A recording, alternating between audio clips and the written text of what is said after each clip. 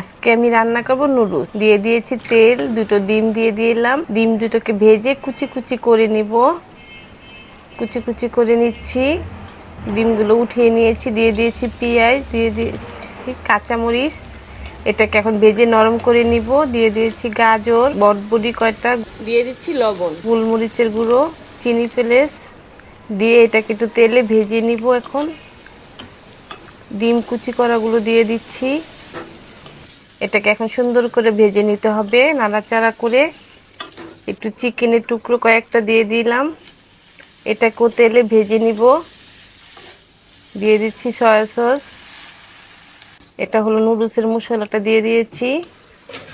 এটাকে এখন সুন্দর করে মশলাগুলো সব উপকরণের সাথে মিলিয়ে নিব। একটু হালকা চিনি দিয়ে দিয়েছি।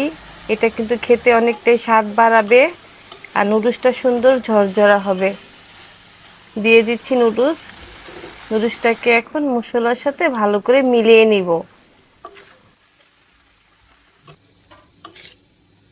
দিয়ে দিচ্ছি কয়েকটা লেটুস পাতা। এটাকে এখন সুন্দর করে নাড়াচাড়া করে মিলিয়ে নিব। এর তোমার নুডলস রান্নাটা হয়ে গিয়েছে। ভালো লাগলে লাইক কমেন্ট শেয়ার করে দেবেন। আল্লাহ হাফেজ।